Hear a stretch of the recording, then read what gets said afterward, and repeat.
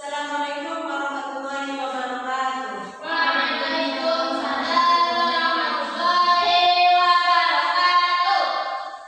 Selamat siang Anda. Siang, Bu. Bagaimana kabarnya? Alhamdulillah baik, Bu. Apakah ada dari teman-teman Anda yang tidak hadir? Hadir semua, Bu. Alhamdulillah. Masih semangat belajarnya? Semangat, Bu.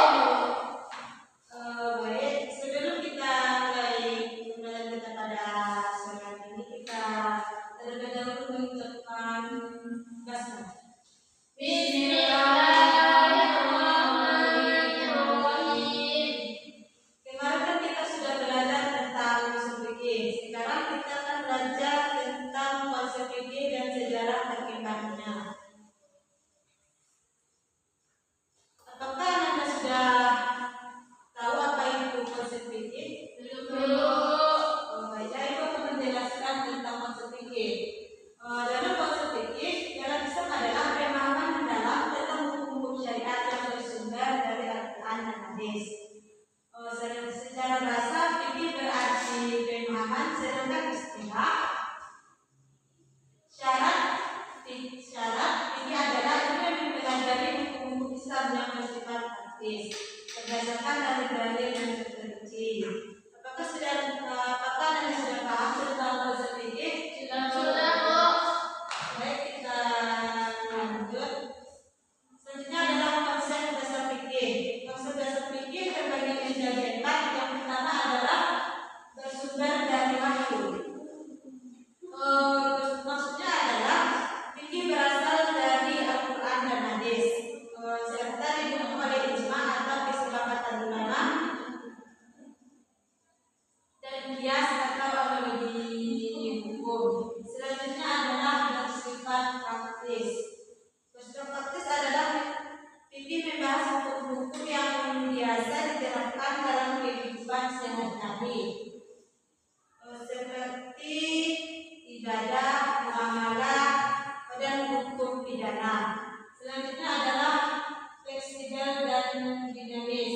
Fleksibel dan dinamis adalah fikih berkembang sesuai dengan perkembangan zaman. Selanjutnya mencakup seluruh aspek kehidupan.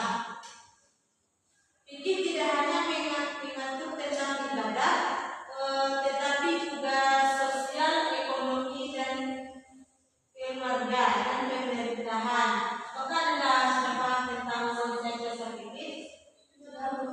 Siapa yang bisa menyimpulkannya kepada diri kita? Konsep dasar fikih itu ada 4, Bu.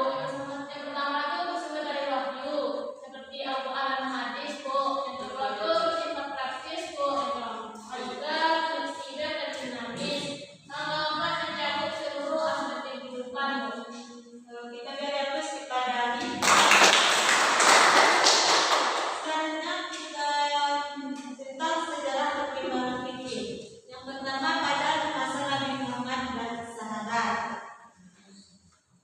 Hukum Islam disampaikan langsung oleh wahyu yang diturunkan oleh Allah kepada Nabi Muhammad secara mutawatir.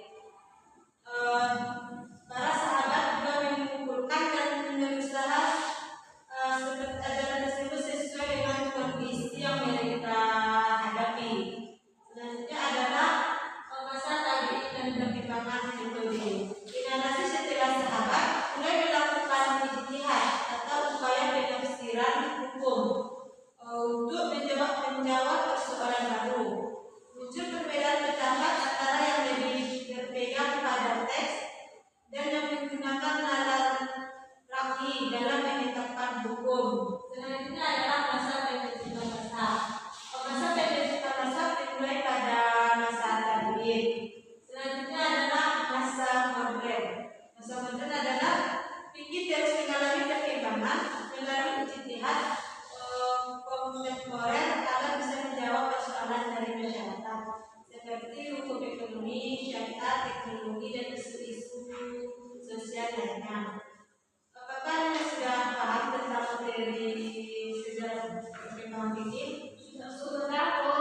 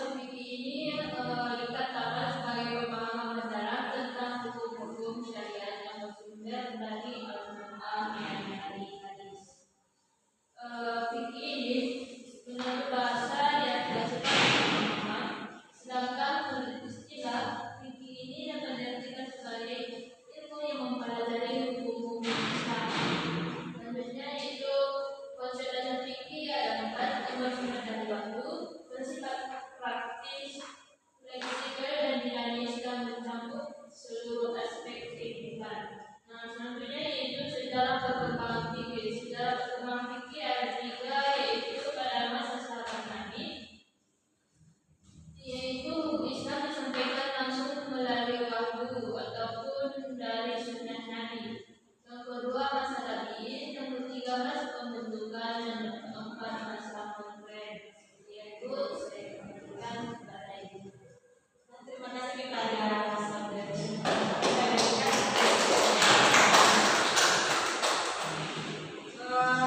Apakah dari kesimpulan sudah Anda sudah mengerti? Sudah. Baik, Ibu akan tes apakah Anda benar-benar